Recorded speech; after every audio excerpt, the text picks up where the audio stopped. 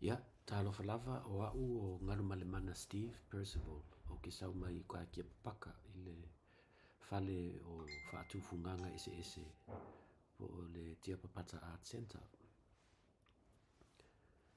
O le me taulima po o le faatufugaga lea ua ou filifilia e tali atu ai i fesili ua tuuina mai o le to'ima'a. Ia a fafau la le to'ima'a kai pe o le to'ima'a lea. A fafau le to'ima'a i se au la au. Ia ona maua i loa le mea ka o le to'i fafau. O le to'i fafau la o se tasi o mea whaingaluenga pito sili o na tāua i aso ana mua. Awa o le mea whaingaluenga lea sa tā ai vaa o whare sa moa o tā noa o umeke. So se ngā luenga e wha o ngā ile lau papa po le la au. Ia o le mea whaingaluenga lea sa whaalango lango i ai i al tufunga. Ia wha atino ai ngā luenga.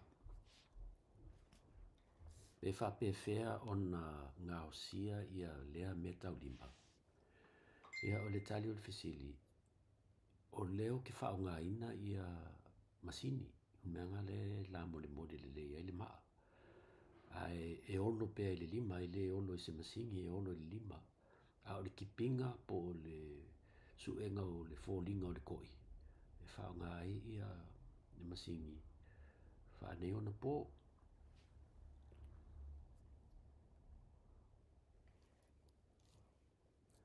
O le ngā luenga lea i aso ana mua.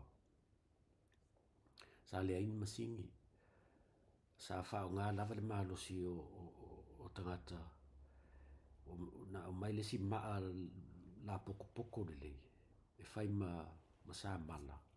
E sasa ai le maa le si maa. Su e il fōlinga o le koi.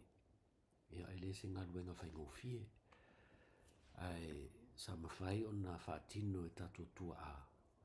Ona o le tāua o lea mea whai ngā luenga. E whaatino ai le ke leo isi ngā luenga. Ia o le suinga la le wo mai le teimi nei. Suinga tele le wa malama lama fo itangata i le ana ngata o le ua mea. Ia o le toi whao ngā le toi maa. O le toi ngā o sia fo i le toi maa. Ma le toi whao. O le wa sui le sila. Mai le sila maa ngā whao ngā mumua. Anga i le sila ua mea. Ma o le fōlinga fo i o le koi whao. Leo wa whao ngā le fōlinga le whainga o le au o le koi whao. A o le ko ia le maa. O ko ia le ua mea. Le ua mea o mwhainga wha maka le lei. Wha ma ai le lei. E ana ngata. Ia e umi ngā whao ngā e le kai ngā ila le ua mea. Ai a o le maa. Ia o le mea lea e o le maa e mwhainga kai. Ia e maa kai le maa. Ia o le mea ngā le sa vave moa e pāra. E sa moa ia le au ngā o mea mai fafo. E sui ai ia lako koi. E whao ngā i le ua mea.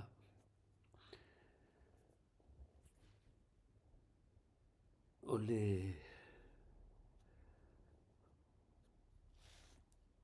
le mataupu lea pe whawhea o na o maua le mea lofa lea sue ma whaatino ai ngā luenga lea. Ia ai ona o le mako whale kusiaka po le whale whaatufunganga ese i Tia Papata. Le vea ai ma me tau lima Samoa. Ma o le tele o me tau lima Samoa i aso ana mua. E ese le maofo le mawhau pe a kilo i le lei o le lima o le kufunga i le whaatino inga o ngā luenga. A wao ngā luenga i le ngā luenga whaingofie. A sila i selu ma ili lau papa i li la au. Ia ma le koi ma isi i toa inga me tau lima o leto i whai Samoa. O le tana mo ina. Ia vanga nā i ia tangata lo unei tangata ma tama whainga luenga au. Ia lea wa toi whawhangu ai ia me tau lima whapenei.